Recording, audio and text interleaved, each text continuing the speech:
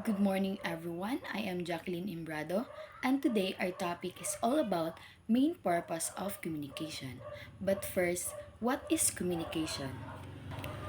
Communication is a process of sharing and conveying message or information from one person to another within a cross-channel, context, media, and culture.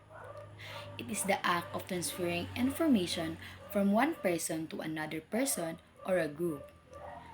It takes place when two or more people exchange ideas, either through written or spoken words or actions. Both verbal and nonverbal can be used at the same time. It involves at least one sender, a message, and a receiver. But communication is more than just transmission of information. It requires success in transmitting or sending a message.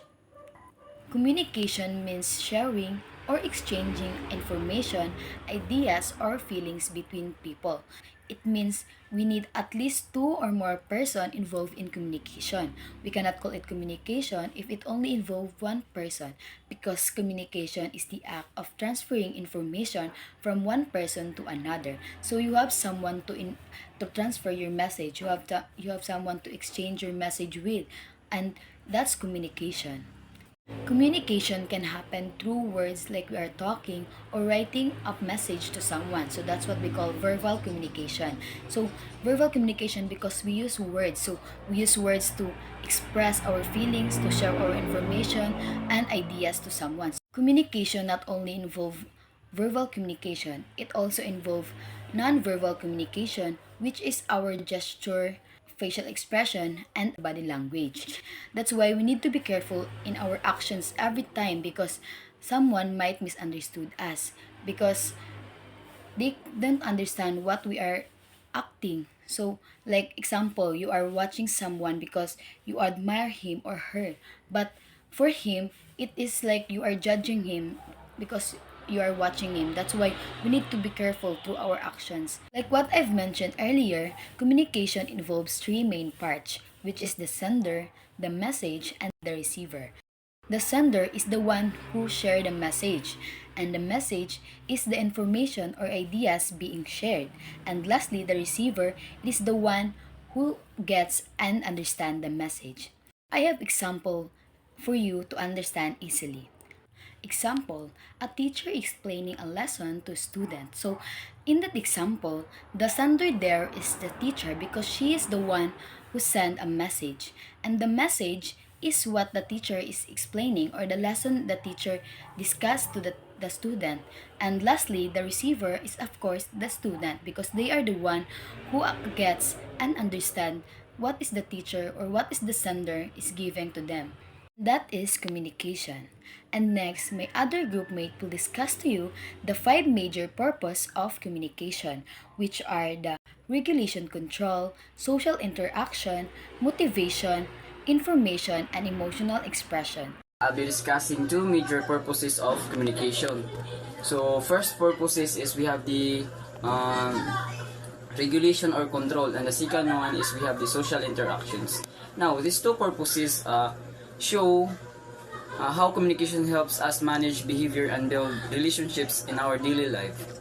So first, we have the regulation or control. So the first purpose is regulation or control. This means using communication to manage or uh, direct the behavior of others. Through these people are guided to follow rules, instructions, or procedures that maintain order in society. For example, when a teacher says, pass your papers, so it's a form of regulation or control. Another sample is we have the when parents remind their children uh, to do their homework rather before playing. So that's also regulations. Even laws, traffic signs, and announcements are examples of communication messages that guide our actions. So in short, communication as regulation or control helps maintain discipline, organization, and peace. It ensures that people know what to do and what not to do, and how to behave in certain situations. Now, we have the second purpose of communication, which is the social interactions. Now, The second purpose is social interaction. This purpose focuses on building and maintaining relationship with others. We use communication to connect, share emotions, and create bonds with people around us. For example, greeting someone with "Good morning," asking a friend, "How are you?" Then, or simply chatting, laughing, and spending time together. So all of these are forms of social interactions. So it allows us to express care, joy, sympathy, and friendship. Without social interactions, our world would be cold and disconnected because humans are naturally need to communicate and be, belong to a group. To summarize this discussion, so regulation or control help us direct behavior and maintain order, while social interactions allows to be build and relationships and connect emotional with others. Both purposes are essential to communication because they make human relationships and social life possible. Communication is not just about speaking, it's about guiding, understanding, and connecting with people around us. So that's all. That would be all. Thank you. Good day, everyone. I am Jerilyn Hatagi, and today I will talk about the third purpose of communication, which is motivation. Motivation is one of the most important purposes of communication because it helps us inspire, encourage, and guide other people. It means using our words to make someone feel confident, hopeful, and ready to take action. When we motivate others, we help them believe in themselves and remind them that they can overcome challenges in life. The purpose of motivation in communication is to influence people in a positive way. Through kind and encouraging words, we can help others change their attitude, improve their behavior, or continue working hard towards their goal. For example, when we say, "You're doing great, keep it up," or "Don't give up, I know you can do it." This simple message can make a big difference in someone's mood and mindset. Motivational communication is very important in our daily lives. In school, teachers motivate their students to study well and not lose hope, even when the lessons are hard. At work, leaders and co-workers motivate each other to stay focused and do their best. At home, parents motivate their children to behave well and reach their dreams. Even among friends, we motivate one another to stay positive and strong. Without motivation, people may lose interest or confidence. But when we hear encouraging words, we feel supported and understood. That is why motivation is not just about saying nice things, it is about showing care and building trust through our words and action. Motivation also helps us to grow as individuals.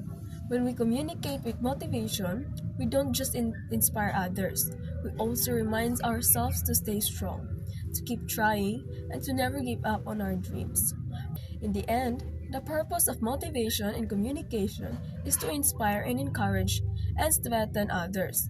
It helps people believe in themselves, continue their goals, and overcome difficulties. A few positive words can go a long way. They can change someone's day, build confidence, and even change life. So let us all remember to use our words to motivate and uplift others. Because every kind word we say has the power to make a big difference. Thank you, and may we all continue to spread motivation through the way we communicate.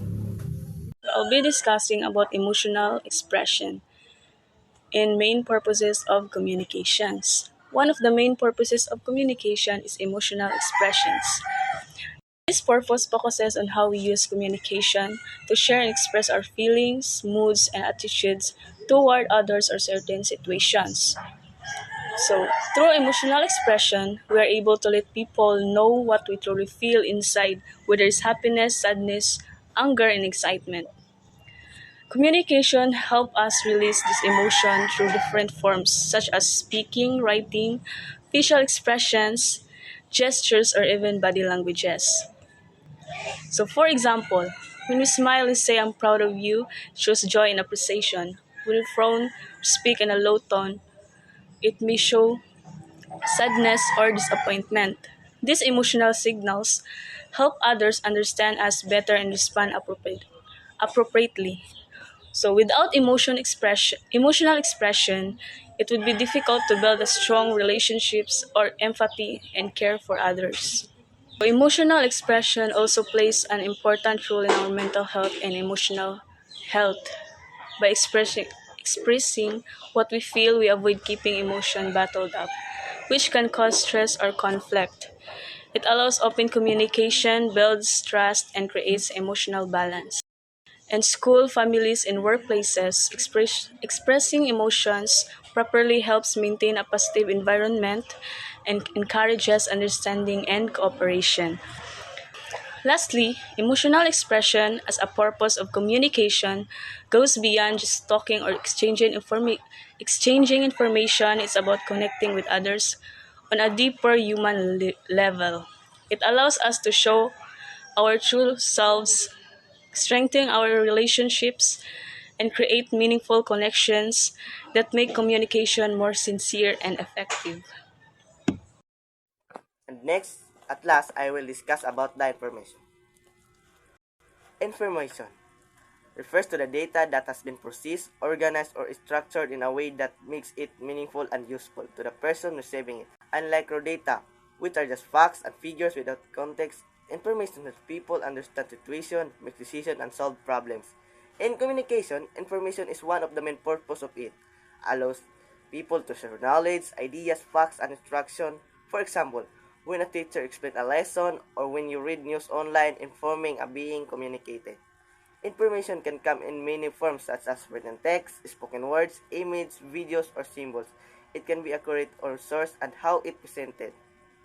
That's why it is important to check if the information is reliable and factual before using it.